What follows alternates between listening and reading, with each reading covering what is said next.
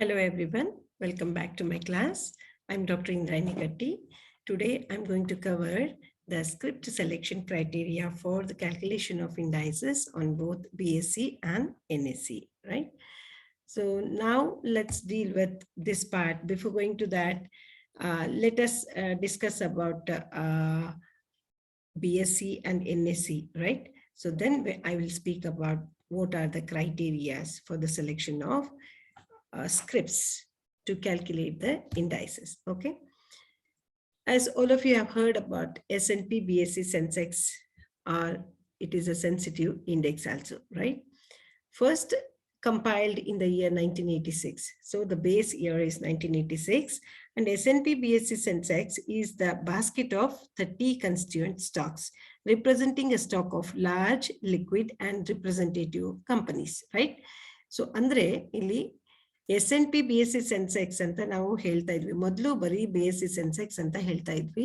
ಆದ್ರೆ S&P ಅನ್ನುವಂತ tag ಇಲ್ಲಿ ಫಿಕ್ಸ್ ಆಗುತ್ತೆ. ಯಾಕೆ ಅನ್ನೋದನ್ನ ನಾವು ಹಳೆ ವಿಡಿಯೋದಲ್ಲಿ ಮುಂಚೆ ಮಾಡಿರುವಂತ ವಿಡಿಯೋದಲ್ಲಿ ಡಿಸ್ಕಷನ್ ಕೂಡ ಮಾಡಿದ್ದೀವಿ, right? S&P is nothing but Standard and Poor, right? Credit rating agency ಇದು ಒಂದು. ಅದು ಟೆಕ್ನಿಕಲ್ ಸಪೋರ್ಟ್ ಕೊಟ್ಟಿದ್ದಕ್ಕೆ BSE ಜೊತೆಗೆ ಲೈಸೆನ್ಸ್ ಅನ್ನು ಕೊಟ್ಟಿದ್ದಕ್ಕೆ ಏನ್ ಮಾಡ್ತಾರೆ, S&P BSE Sensex ಅನ್ನುವಂತ ಕಾನ್ಸೆಪ್ಟ್ ಅನ್ನ ಆಡ್ ಆನ್ ಮಾಡಿದ್ದಾರೆ. ಇಲ್ಲಿ BSE Sensex ಗೆ S&P ಟ್ಯಾಗ್ ಅನ್ನ ಜಾಯಿನ್ ಆಗಿದೆ. ಓಕೆ, ಟ್ಯಾಗ್ ಅನ್ನ ಜಾಯಿನ್ ಮಾಡಿದ್ದಾರೆ ಅಂತ. ಸೊ ಇಲ್ಲಿ ಎಲ್ಲರಿಗೂ ಗೊತ್ತಿದ್ದ ಹಾಗೆ ಸೆನ್ಸೆಕ್ಸ್ ಕ್ಯಾಲ್ಕುಲೇಷನ್ಗೆ 30 ಸ್ಕ್ರಿಪ್ಟ್ ಗಳನ್ನ ತಗೊಳ್ತೀವಿ. 30 ಸ್ಟಾಕ್ಗಳು ಎಲ್ಲ sample of large liquid representative companies, right? ಅಂದ್ರೆ ದೊಡ್ಡ ಕಂಪನಿಗಳದ್ದು ಇರುತ್ತೆ. ಒಟ್ಟಿನಲ್ಲಿ ಸ್ಯಾಂಪಲ್ 30 ಸ್ಕ್ರಿಪ್ಟ್ಗಳು, ಟಾಪ್ ಪರ್ಫಾರ್ಮಿಂಗ್ ಕಂಪನಿಗಳ 30 ಸ್ಕ್ರಿಪ್ಟ್ಗಳನ್ನ ಸೆಲೆಕ್ಟ್ ಮಾಡಿ BSE Sensex ನ ಕ್ಯಾಲ್ಕುಲೇಷನ್ ಮಾಡ್ತೀವಿ. The base year of S&P BSE Sensex is in fact 1978 and 79. Okay, and the base point ಎಷ್ಟಿದೆ ನೋಡಿ, ಇಲ್ಲಿ 100 ಪಾಯಿಂಟ್ಸ್ ಅನ್ನ ತಗೊಳ್ತೀವಿ. ಸೊ ನಾನ್ ಮಾಡಿರುವಂತ ಕ್ಯಾಲ್ಕುಲೇಷನ್ ಅಲ್ಲಿ ಇದಕ್ಕಿಂತ ಮುಂಚೆ ಮಾಡಿರುವ ವಿಡಿಯೋದಲ್ಲಿ ಇದೆ, ಪ್ರಾಬ್ಲಮ್ಗಳನ್ನ ಸಾಲ್ವ್ ಮಾಡಿದ್ದೀವಿ.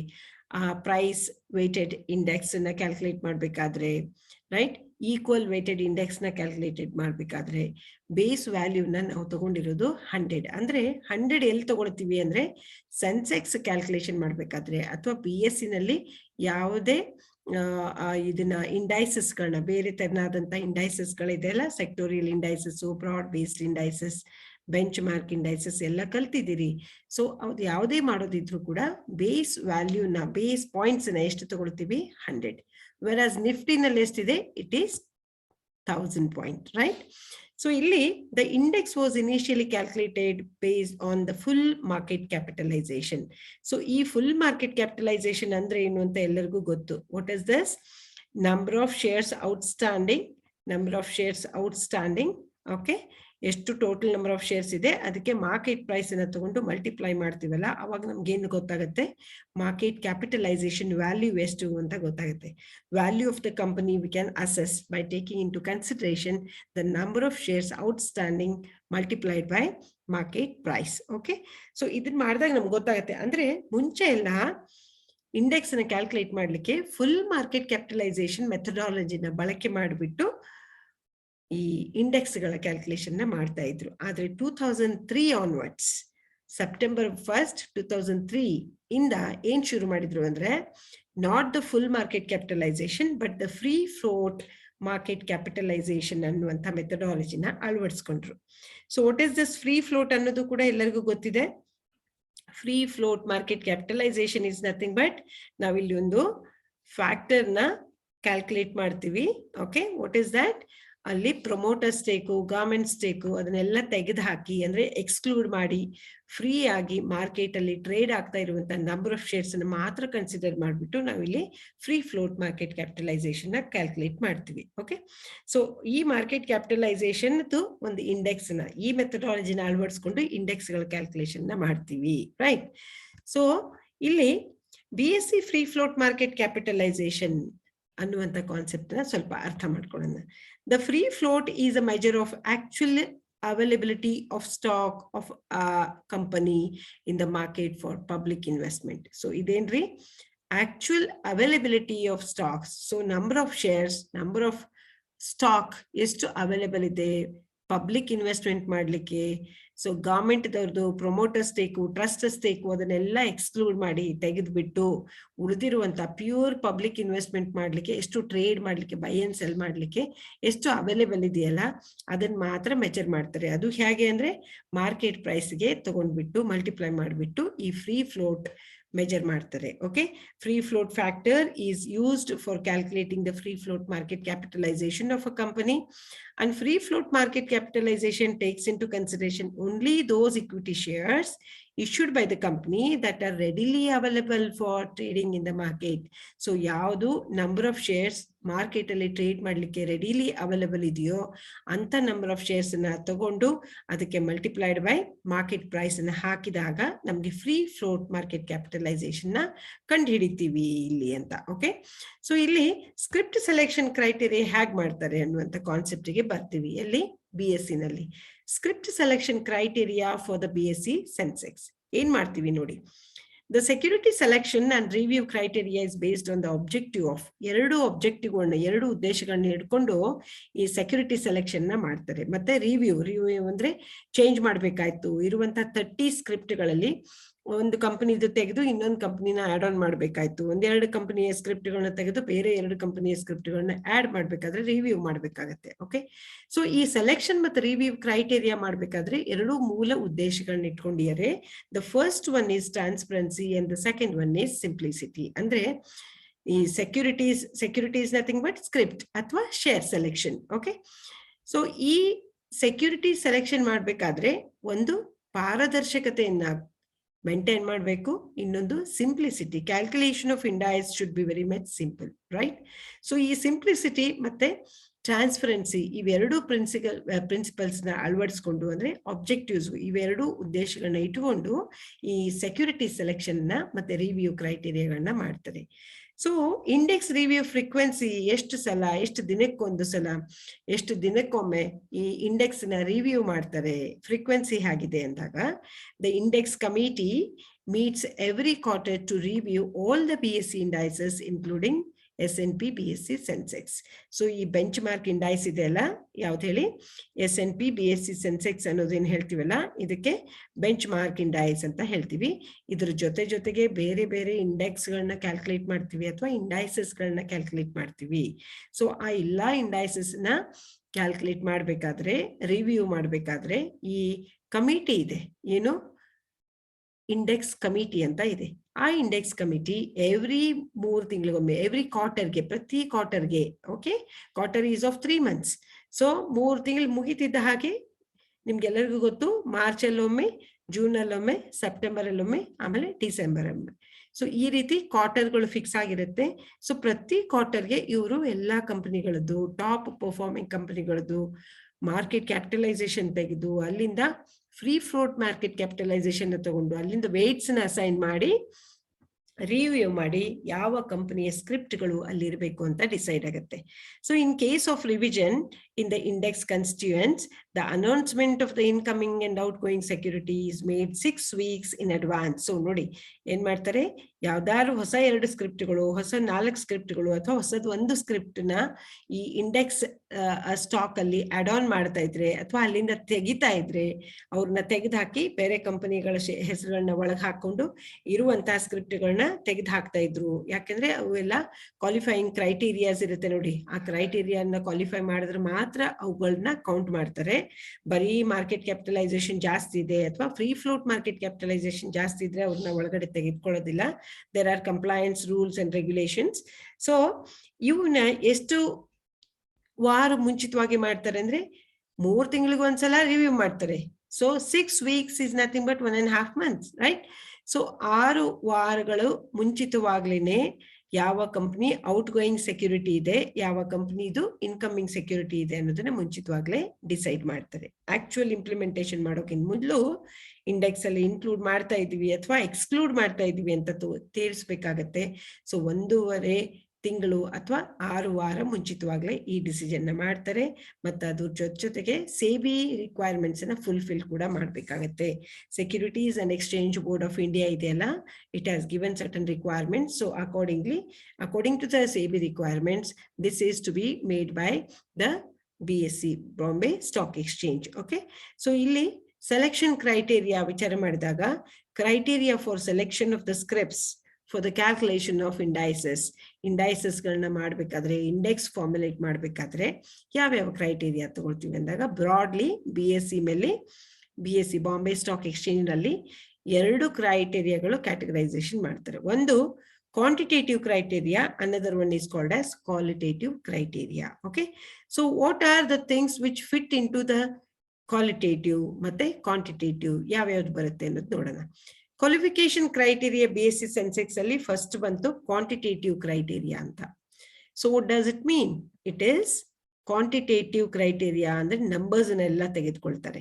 ನೋಡಿ, first one market capitalization. As all of you know, first market capitalisation ನ ಗಣನೆಗೆ ತೆಗೆದುಕೊಂಡು ಸ್ಕ್ರಿಪ್ಟ್ ಗಳನ್ನ no doubt only 30 scripts are taken for the BSE Sensex ನ S&P BSE Sensex ಕ್ಯಾಲ್ಕುಲೇಟ್ ಮಾಡಕ್ಕೆ ಟಾಪ್ ಪರ್ಫಾರ್ಮಿಂಗ್ 30 ಕಂಪನಿಗಳ ಸ್ಕ್ರಿಪ್ಟ್ ನ ಸೆಲೆಕ್ಟ್ ಮಾಡ್ತಾರೆ. But ಆ ಸೆಲೆಕ್ಷನ್ ಮಾಡ್ಬೇಕಂದ್ರೆ ಟಾಪ್ 100 ಕಂಪನಿಗಳದ್ದು ಲೀಸ್ಟ್ ಆಗಿರುವಂತ ಫುಲ್ ಮಾರ್ಕೆಟ್ ಕ್ಯಾಪಿಟಲೈಸೇಷನ್ ನ ತೆಗೆದು ಲೀಸ್ಟ್ ಮಾಡಿಕೊಳ್ತಾರೆ. ಅಂದ್ರೆ they prepare a list of top performing based on the full market capitalization methodology. 100 top companies are selected. ಅದು ಎಂತದಂದ್ರೆ ಎಲ್ಲಾ ಕಂಪನಿಗಳ ಲೀಸ್ಟ್ ಆಗಿರ್ಬೇಕು ಅಂತ. ಈ ಬಾಂಬೆ ಸ್ಟಾಕ್ ಎಕ್ಸ್ಚೇಂಜ್ ಅಲ್ಲಿ ಲೀಸ್ಟ್ ಆಗಿರುವಂತ ಮೆರಿಟ್ ಮೇಲೆ ತೆಗೆದಾಗ ಫುಲ್ ಮಾರ್ಕೆಟ್ ಕ್ಯಾಪಿಟಲೈಸೇಷನ್ ನ ಗಣನೆಗೆ ತೆಗೆದುಕೊಂಡು 100 ಕಂಪನಿಗಳದ್ದು ಲೀಸ್ಟ್ ರೆಡಿ ಮಾಡ್ತಾರೆ. Okay, so second one, next what is the quantitative criteria is trading frequency. So what is this? Trading frequency ಅಂದ್ರೆ ಏನು? ದಿನಂಪ್ರತಿ every day, each and every day ಆ ಕಂಪನಿಯ ಸ್ಕ್ರಿಪ್ಟ್ ಟ್ರೇಡ್ ಆಗ್ತಾ ಇರಬೇಕು ಮಾರ್ಕೆಟ್ ಅಲ್ಲಿ.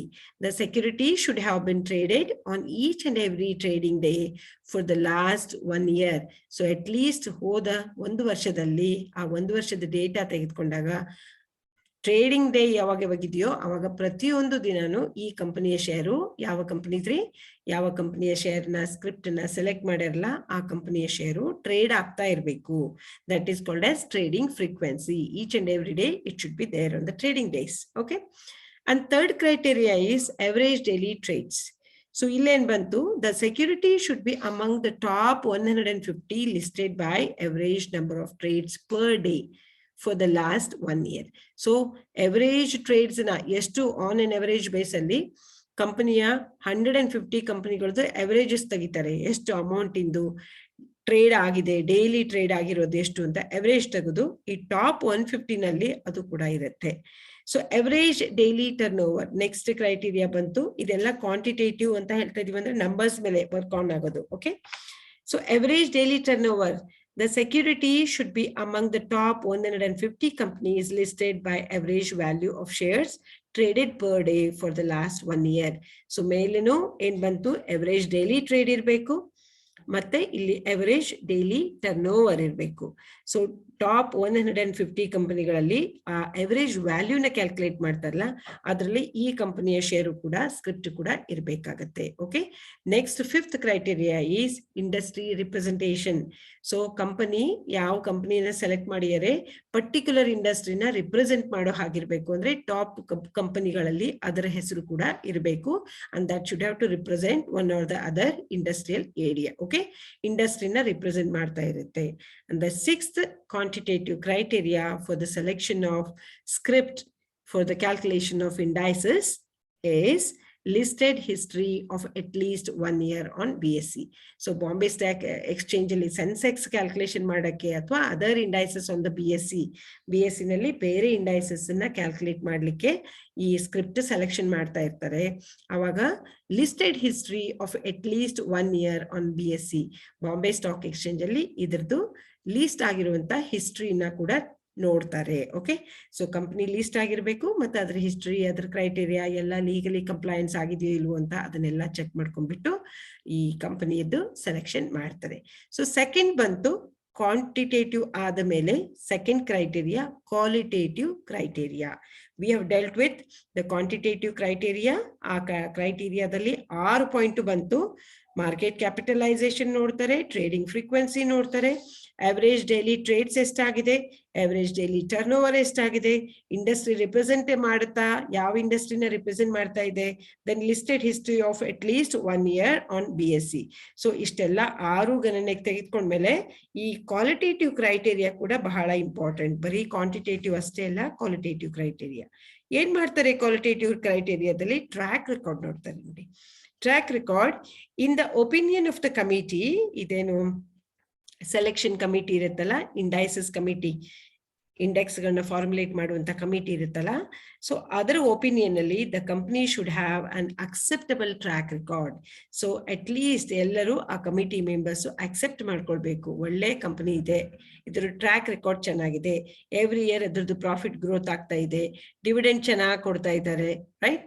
So company is performing very good, financially it is fit, market capitalisation is good. ಅಂದ್ರೆ ಎಲ್ಲ ಕೆಲವೊಂದಿಷ್ಟು ಒಳ್ಳೆ ಕ್ವಾಲಿಟಿಗಳನ್ನ ಅಬ್ಸರ್ವೇಷನ್ ಮಾಡ್ಕೊಂಡ್ಬಿಟ್ಟು ಈ ಕಮಿಟಿನ ಅವ್ರಿಗೆ ಸಮಾಧಾನ ರೀತಿಯಲ್ಲಿ ಆಗುವಂತ ಕಂಪನಿ ಟ್ರ್ಯಾಕ್ ರೆಕಾರ್ಡ್ ಇದ್ರೆ ಅಂತ ಕಂಪನಿನೂ ಕೂಡ ಸೆಲೆಕ್ಟ್ ಮಾಡ್ಕೊಳ್ತಾರೆ. So these are all the points which are called as the criteria for the selection of stocks or script. Okay, so ಇಲ್ಲಿಗೆ ನೀವೇನ್ ಕಲ್ತ್ರಿ?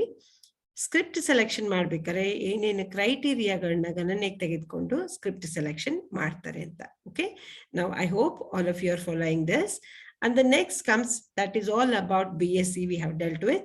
Let us move on to the another stock exchange in India, that is NSE, National Stock Exchange. So National Stock Exchange in a benchmark index ಯಾವುದು? Nifty ಅಂತ. Okay, so ಈ Nifty index calculation ಮಾಡ್ಬೇಕಾದ್ರೆ formula ಏನ್ ಬರುತ್ತೆ, ಮತ್ತೆ base index value ಎಷ್ಟಿದೆ? 1000 points ಅನ್ನು ತಗೊಳ್ತಾರೆ. BSE ನಲ್ಲಿ 100, NSE ನಲ್ಲಿ 1000 ಬೇಸ್ ಇಂಡೆಕ್ಸ್ ವ್ಯಾಲ್ಯೂ ಅಂತ ಹೇಳ್ತೀವಿ. Okay, so the base period is November 1995, November 3, 1995. 1995 base period ಆಗಿ ತಗೊಳ್ತಾರೆ. ಬೇಸ್ ಪಾಯಿಂಟ್ಸ್ ಎಷ್ಟಿದೆ? 1000 points in NSE. Okay, so ಇಲ್ಲಿ ಏನೇನಿದೆ ನೋಡ್ರಿ. The Nifty 50 is computed using free float market capitalization. The question ಬಂತು ನಿಮ್ಗೆ ಏನಂತ? BSE ನಲ್ಲಾರ ಇರ್ಲಿ, NSE ನಲ್ಲಾರು ಇರ್ಲಿ, ಎರಡು ಸ್ಟಾಕ್ ಎಕ್ಸ್ಚೇಂಜ್ಗಳಲ್ಲಿ ಇಂಡೆಕ್ಸ್ ಕ್ಯಾಲ್ಕುಲೇಷನ್ಗೆ ಏನ್ ಗಣನೆಗೆ ತೆಗೆದುಕೊಳ್ತಾರೆ ಅಂದ್ರೆ the free float market capitalization is taken into account, and this weight, ಈ free float market capitalization weighted method ಅಂತ ಹೇಳ್ತೀವಿ. ಈ ಫ್ರೀ ಫ್ಲೋಟ್ ಮಾರ್ಕೆಟ್ ಕ್ಯಾಪಿಟಲೈಸೇಷನ್ಗೆ ಇನ್ವೆಸ್ಟಿಬಲ್ ವೇಟ್ ನ ಮಲ್ಟಿಪ್ಲೈ ಮಾಡ್ತೀವಿ ನೋಡಿ. ನೀವು ಪ್ರಾಬ್ಲಮ್ ಬಿಡಿಸ್ಬೇಕಾದ್ರೆ ನೋಡಿದಿರಿ. Again you will get the formula here also, right? So investible weight ಅನ್ನ ಅಸೈನ್ ಮಾಡಿ ಅದನ್ನ ಮಲ್ಟಿಪ್ಲೈ ಮಾಡಿದಾಗ ನಮ್ಗೆ ಒಂದು ಕಂಪ್ಲೀಟ್ ಇಂಡೆಕ್ಸ್ ವ್ಯಾಲ್ಯೂ ನ ಕ್ಯಾಲ್ಕುಲೇಟ್ ಮಾಡ್ತೀವಿ. Okay, the level of index reflects the total market value of all the stocks in the index relative to the base period. So base period ಅಲ್ಲಿ ಏನಿದೆ, market value ಪ್ರಕಾರ ಹೇಗಿದೆ ಅದನ್ನ ಗಣನೆಗೆ ತೆಗೆದುಕೊಂಡು ನಾವು ಬೇಸ್ ಪಾಯಿಂಟ್ಗೆ ಮಲ್ಟಿಪ್ಲೈ ಮಾಡಿಬಿಟ್ಟು ಕ್ಯಾಲ್ಕುಲೇಷನ್ ಮಾಡ್ತೀವಿ. The total market capital of a company or market capitalisation is the product of market price and the total number of outstanding shares of the company. So ಎಲ್ಲರಿಗೂ ಗೊತ್ತಿದೆ total market value of the company ಅಥವಾ market capitalisation ನ ಯಾವ ರೀತಿ ಕಂಡುಕೊಳ್ತೀವಿ ಅಂದ್ರೆ that is the product of market price multiplied by total number of shares outstanding. Okay, so market capitalization the formula bardide nodi illi. Market capitalization is equal to shares outstanding multiplied by price. So free float market capitalization alli en bantu? Free float market capitalization is equal to shares outstanding multiplied by price, that is market price. ಮೇಲಿನ formula ಏನಿದೆಯೋ ಅದೇ, ಅಂದ್ರೆ market capitalisation ಏನಿದೆಯಲ್ಲ ಅದನ್ನೇ ತಗೊಂಡು ಅದಕ್ಕೊಂದು multiply ಮಾಡ್ತೀವಿ. ಏನ್ ಫ್ಯಾಕ್ಟರ್ ತಗೊಳ್ತೀವಿ? ಇನ್ವೆಸ್ಟಿಬಲ್ ವೇಟ್ ಫ್ಯಾಕ್ಟರ್ ನ ಗಣನೆಗೆ ತಗೊಂಡು ಅದನ್ನ ಮಲ್ಟಿಪ್ಲೈ ಮಾಡಿದಾಗ ನಮ್ಗೆ ಫ್ರೀ ಫ್ಲೋಟ್ ಮಾರ್ಕೆಟ್ ಕ್ಯಾಪಿಟಲೈಸೇಷನ್ ಗೊತ್ತಾಗುತ್ತೆ. What is this investible weight factor ಅನ್ನೋದನ್ನು ಕೂಡ ನಾವು ಮೊದಲು ಅರ್ಲಿಯರ್ ವಿಡಿಯೋದಲ್ಲಿ ಡಿಸ್ಕಷನ್ ಮಾಡಿದ್ವಿ. That is nothing but the tradable number, right? So stock exchange ಅಲ್ಲಿ ಟ್ರೇಡ್ ಆಗ್ತಾ ಇರುವಂತಹ ನಂಬರ್ ನ ತಗೊಳ್ತೀವಲ್ಲ, ಅದ್ರ ಬೇಸ್ ಮೇಲೆ ಎಷ್ಟು ಪರ್ಸೆಂಟೇಜ್ ಇದೆ ಅದನ್ನ ಕನ್ವರ್ಟ್ ಮಾಡಿ ಫ್ಯಾಕ್ಟರ್ ಅಲ್ಲಿ ತಗೊಳ್ತೀವಿ ಅಷ್ಟೇ. ಓಕೆ, ಸೊ ವೇಟ್ ಫ್ಯಾಕ್ಟರ್ ಅಲ್ಲಿ ತಗೊಳ್ತೀವಿ. ನೆಕ್ಸ್ಟ್ ಬಂತು ಫೈನಲಿ ಇಂಡೆಕ್ಸ್ ವ್ಯಾಲ್ಯೂ ಹೇಗೆ NSE ನಲ್ಲಿ ಕ್ಯಾಲ್ಕುಲೇಟ್ ಮಾಡ್ತಾರೆ ಅಂತ. What is the calculation or formula used to calculate the index value. In nodili current market value, sadyaddu market value andre melidella free float market capitalization na tegondu ಇಲ್ಲಿ ಬರಿತೀವಿ market value ಎಷ್ಟಿದೆ ಅಂತ. ಇಲ್ಲಿ base market capital ತಗೊಳ್ತೀವಿ. Base ಅಂದ್ರೆ base period ಅಲ್ಲಿ 1995 is the base period, ಅಥವಾ ಯಾವುದೇ ಇಂಡೈಸ್, ಯಾವುದೇ ಇಂಡೆಕ್ಸ್ ನ ಕ್ಯಾಲ್ಕುಲೇಟ್ ಮಾಡ್ಬೇಕಾದ್ರೆ ಯಾವ ಇಂಡೆಕ್ಸ್ ಇದೆ ಅದು ಯಾವಾಗ ಶುರು ಆಯ್ತಲ್ಲ ಆ ಶುರುವಾತಿನ ಪೀರಿಯಡ್ಗೆ, ಆ ವರ್ಷಕ್ಕೆ ನಾವು ಬೇಸ್ ಪೀರಿಯಡ್ ಅಂತ ಹೇಳ್ತೀವಿ. ಸೊ ಆ ಬೇಸ್ ಪೀರಿಯಡ್ ಅಲ್ಲಿ ಮಾರ್ಕೆಟ್ ಪ್ರೈಸ್ ಎಷ್ಟಿತ್ತು ಅದನ್ನ ಮಲ್ಟಿಪ್ಲೈ ಮಾಡಿ ನಂಬರ್ ಆಫ್ ಔಟ್ ಸ್ಟ್ಯಾಂಡಿಂಗ್ ಶೇರ್ಸ್ಗೆ ಮಲ್ಟಿಪ್ಲೈ ಮಾಡ್ಕೊಳ್ತೀವಿ. ಓಕೆ, ಸೊ ಹಾಗೆ ಮಾಡ್ಕೊಂಡು ಕ್ಯಾಲ್ಕುಲೇಷನ್ ಮಾಡ್ತೀವಿ. ಅದಕ್ಕೆ current market value divided by base market capital into base index value. So base index value NSE ನಲ್ಲಿ ಎಷ್ಟು ತಗೊಳ್ತೀವಿ? 1000 ಪಾಯಿಂಟ್ ಅನ್ನ ತಗೊಳ್ತೀವಿ. ನಿಮ್ ಪ್ರಾಬ್ಲಮ್ ಅಲ್ಲಿ ಕೊಟ್ಟಿರ್ತಾರೆ, ಹಾಗೆ ನೀವು NSE ನಲ್ಲಿ ಮಾಡ್ತಾ ಇದ್ದೀರೋ BSE ನಲ್ಲಿ ಮಾಡ್ತಾ ಇದ್ದೀರೋ ಅಂತ ಆ ರೀತಿನಾರ ಕೊಡ್ತಾರೆ ಒಂದು, ಅಥವಾ you will be given with the number only. 100 base points or 100, base points or 1000, ಅಥವಾ base index value 100, base index value 1000 ಅಂತ ಈ ರೀತಿ ಕೊಡ್ತಾರೆ, right? So base market capital of the index is the aggregate market capitalization of each script in the index during the base period. The market capital during the base period is equated with the index value of 1000, known as base index value. So finally ನಾವು ಅದನ್ನ equate ಮಾಡ್ಕೊಂಡ್ಬಿಡ್ತೀವಿ. ಅಂದ್ರೆ ಲಾಸ್ಟಿಗೆ ಬಂದಿರುವಂತ ವ್ಯಾಲ್ಯೂನ multiply ಮಾಡಿ 1000 ಗೆ multiply ಮಾಡಿಬಿಟ್ಟು ಕಂಡುಕೊಳ್ತೀವಿ, index ವ್ಯಾಲ್ಯೂನ find out ಮಾಡ್ತೀವಿ. So this is the method used in the NSE also. Now let us move on to what are the eligibility criteria for selection of scripts to calculate the Nifty 50. Okay, so ಹೇಗೆ ನಾವು ಸ್ಟಾಕ್ಗಳ selection ಮಾಡ್ತೀವಿ, Nifty 50 ಆಗ್ಬೇಕಾದ್ರೆ ಏನೇನ್ criteria ಇದೆ, eligibility criteria ಅಂತ. First condition domicile, ಅಂದ್ರೆ ಕಂಪನಿಯ registered office. The company's registered office should be situated in India. Okay, the company must be domiciled in India. Company ಎಲ್ಲಿರ್ಬೇಕ್ರಿ? ಇಂಡಿಯಾದಲ್ಲಿ ಇರ್ಬೇಕು. ಅದು ರಿಜಿಸ್ಟರ್ಡ್ ಆಫೀಸ್ ನಂಬರ್ಲಿ ಇರ್ಬೇಕು. ಮತ್ತೆ traded, listed, traded and not listed but permitted to trade. ಕೆಲವೊಂದಿಷ್ಟು ಕಂಪನಿಗಳಿದೆ, ಅವು ಲೀಸ್ಟ್ ಆಗಿಲ್ಲ ಬಟ್ ಅವಕ್ಕೆ ಪರ್ಮಿಷನ್ ಕೊಟ್ಟಿದ್ದಾರೆ ಏನ್ ಮಾಡ್ಲಿಕ್ಕೆ? ಟ್ರೇಡ್ ಮಾಡ್ಲಿಕ್ಕೆ. Okay, so offer for sale ಮಾಡಿದಾಗ ಕೆಲವೊಂದಿಷ್ಟು ಕಂಪನಿಗಳನ್ನ ಲಿಸ್ಟ್ ಮಾಡ್ಲಿಲ್ಲ ಅಂದ್ರೂ ಕೂಡ ಅವು ಟ್ರೇಡ್ ಮಾಡ್ಲಿಕ್ಕೆ ಅಲೋ ಮಾಡಿರ್ತಾರೆ. ನ್ಯಾಷನಲ್ ಸ್ಟಾಕ್ ಎಕ್ಸ್ಚೇಂಜ್ ಅಲ್ಲೂ ಇದೆ ಅದು facility, even on BSE also it is there. Okay, so ಒಟ್ನಲ್ಲಿ ಫಸ್ಟ್ ಕಂಡೀಷನ್, ಫಸ್ಟ್ ಕ್ರೈಟೇರಿಯಾ ಏನು ಅಂದ್ರೆ company should be domiciled in India. Second one, eligible security. So securities eligible ಇರಬೇಕು. ಅಂದ್ರೆ ಏನು? Constituents of Nifty 100 index that are available for trading in NSE future and option segments are all eligible for inclusion in the Nifty 50 script, right? So Nifty 50 index na calculate ಮಾಡ್ಬೇಕಾದ್ರೆ Nifty 100 index ಯಾವ್ದ್ರದ್ದು? NSE futures and option segment ಅಲ್ಲಿ ಬರುವಂತ ಕಂಪನಿಗಳದ್ದನ್ನ Nifty 50 selection ಮಾಡ್ಲಿಕ್ಕೆ ತಗೊಳ್ತೀವಿ ಅಂತ ಎಲ್ಲ securities ಗಳನ್ನ ಗಣನೆಗೆ ತಗೊಂಡು top performing, that is free float market capitalization top ಅಲ್ಲಿ ಇರುವಂತದ್ದನ್ನ ತಗೊಂಡು ಇಲ್ಲಿ ಗಣನೆಗೆ ತೆಗೆದುಕೊಳ್ತಾರೆ. Next third criteria is liquidity, ಅಂದ್ರೆ ಅದು ಮೇಲಿಂದ ಮೇಲೆ ಶೇರ್ ಆಗ್ತಾ ಇರ್ಬೇಕು, ಶೇರ್ ಟ್ರೇಡ್ ಆಗ್ತಾ ಇರ್ಬೇಕು, right? The security should have been traded at an average impact cost of 0.50% or less during the last 6 months for 90% of the observation for the portfolio of rupees 10 crore. So portfolio of rupees 10 crore ಅಂತ ಹೇಳ್ತಾರೆ. Liquidity ಜಾಸ್ತಿ, ಒಟ್ನಲ್ಲಿ ಏನಂತ ತಿಳಿಯೋಕೋಬೇಕು, ಇಲ್ಲಿ simple ಆಗಿ ಅರ್ಥ ಮಾಡ್ಕೋಬೇಕು. Liquidity ಅಂದ್ರೆ ಅದು ಮೇಲಿಂದ ಮೇಲೆ, ನಿಮ್ಗೆ ಯಾವಾಗ ಬೇಡೋ ಅವಾಗ ಸೆಲ್ ಮಾಡ್ಲಿಕ್ಕೆ ಅಲ್ಲಿ ಬೈ ಮಾಡುವಂಥವ್ರು ಇರಬೇಕು. ನೀವು ಯಾವಾಗ ಬೈ ಮಾಡಕ್ಕೆ ಹೋಗಿರ್ತೀರೋ ಅವಾಗ ಸೆಲ್ ಮಾಡುವಂಥವ್ರು ಇರಬೇಕು. ಅಂದ್ರೆ ಅದು ಟ್ರೇಡ್ ಆಗ್ತಾ ಇರಬೇಕು. ಈಸಿಲಿ ನಿಮ್ಗೆ ಅಲ್ಲಿ ಬೇಕಂದ್ರೆ ಮಾರಾಟ ಮಾಡ್ಬೇಕು, ಬೇಡ ಅಂದ್ರೆ ಬೈ ಮಾಡ್ಕೊಳ್ಳಿಕ್ ಬೇಕಿದ್ರೆ ಬೈ ಮಾಡ್ಕೊಳ್ಳಿಕ್ಕೆ ಚಾನ್ಸ್ ಇರುವಂತದ್ದು, ರೈಟ್?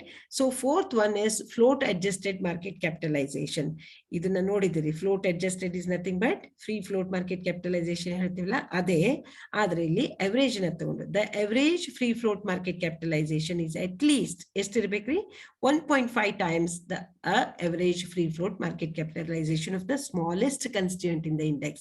So ಒಂದು 50 ಸ್ಕ್ರಿಪ್ಟ್ಗಳನ್ನ ತಗೊಂಡಿರ್ತಾರೆ. ಲಾಸ್ಟ್ ಇರುತ್ತಲ್ಲ, ಸ್ಮಾಲೆಸ್ಟ್ ಕನ್ಸ್ಟಿಟ್ಯೂಂಟ್ ಅಂದ್ರೆ ಲಾಸ್ಟ್ಗೆ ಇರುವಂತ ಫ್ರೀ ಫ್ರೂಟ್ ಅದ್ರದ್ದು ಇದ್ರದ್ದು ಉಳಿದಿರುವಂತ ಕಂಪನಿಗಳದ್ದು ಎಷ್ಟಿರ್ಬೇಕಂದ್ರೆ 1.5 ಟೈಮ್ಸ್ ಇರಬೇಕು. ಮಿನಿಮಮ್ ಅದಕ್ಕಿಂತ 1.5 ಟೈಮ್ಸ್ ಇದ್ದಾಗ ಅದನ್ನ ಈ ಲಿಸ್ಟ್ ಅಲ್ಲಿ ತಗೊಳ್ತಾರೆ. And the last but one fifth point is listing history. So ಒಳ್ಳೆ ಹಿಸ್ಟ್ರಿ ಇರಬೇಕು. ಒಂದು 6 ತಿಂಗಳದ್ದು ಹಿಸ್ಟ್ರಿನ ತೆಗೆದು, ಲಿಸ್ಟಿಂಗ್ ಹಿಸ್ಟ್ರಿ 6 ಮಂತ್ಸ್ ಅದನ್ನ ತೆಗೆದು ಸ್ಟಡಿ ಮಾಡಿ ಒಳ್ಳೆ ಕಂಪನಿ ಇದೆಯಾ ಅಂತ ನೋಡ್ಕೊಂಡ್ಬಿಟ್ಟು ಅದನ್ನ ಸೆಲೆಕ್ಟ್ ಮಾಡ್ತಾರೆ. And 6 point trading frequency.